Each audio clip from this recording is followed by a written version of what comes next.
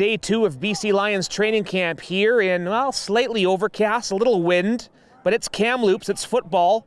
Bob the Moj Marjanovich, Lions radio play-by-play voice, needs no introduction. And Moj, Happy New Year for starters. Yeah, you know, it's great to be back, and I know from talking to a lot of the coaches, a lot of the players, it's like Christmas the first couple of days. Like, you talk to a guy like Ryan Rigmaiden, who's gone out and got all these guys to come to camp, unwrapping the presents, seeing how they look in Lions colors. There's a lot of excitement right now.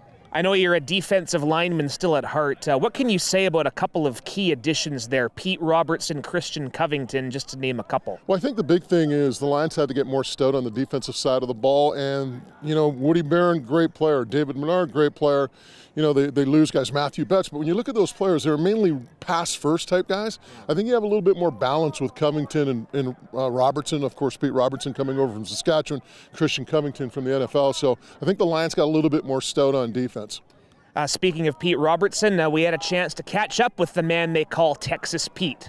Man, it's a great group, which I seen when I was with SAS. Every time we played, it was a great group of guys. And, you know, finally to get to be around everybody and seeing how everybody orchestrate over here, man, you can tell it's a family-oriented team, man, and I'm loving it so far.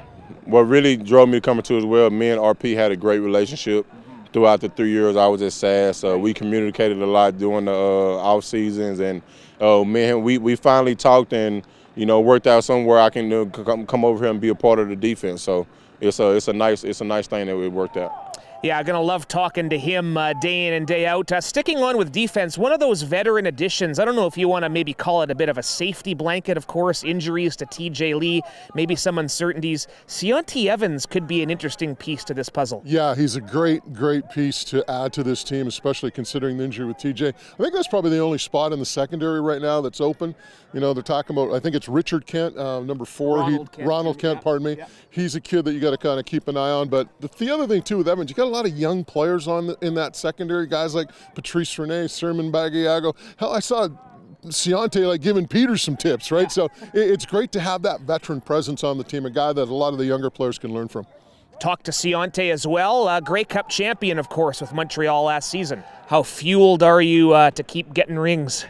Man, I'm motivated by it, honestly, you know what I mean? It fuels me every day, and I know some guys, you know, haven't got to that point, and that's kind of one of my motivations too, is to help guide guys to get there. It's no better feeling than, you know, all the hard work you sacrifice, all the sweat in the off season to get to the pinnacle and, you know, and accomplish that. Okay, on the offensive side of things, VA looks sharp. Personally, I think the quarterback room is as deep as it's ever been, but question marks at receiver? Maybe not. We've seen the likes of Aiden Eberhardt, got into a couple games last year. He was with the ones, as was a guy they're very high on, Travis Fulgham. Yeah, I mean, first off, with Aiden, he's a great possession receiver. Last year when he played, anything that was thrown his way, he caught. So you're going to be safe there. I mean, you know, you got McInnes, you got Katoy, you got Alexander Hollins, and then Fulgham. I mean, here's a guy who's got all the talent in the world. We saw he had a stretch there with the Eagles a couple of years ago where he was all-world for like about, 2 months. So if this guy can get his game back, I think he's going to be a great addition to this team, and I think Eberhardt will fit in fine. Okay, well, we've got you. What else are you looking forward here the next couple of weeks? Well, just being back and just getting back into football. It's, you know, we've done a lot of stuff in the offseason with the Canucks, but man, oh man, just to be back and be around this team. It's going to be a big year in BC. Grey Cup, Touchdown Pacific. Should be a lot of fun. I can't wait to get it started. The 70th season. We're branding it the biggest year ever, so hopefully it lives up to the hype. Moj and Julio next week, Monday through Friday, AM 730, Radio NL Kamloops. Be there. BC Lions Training Camp.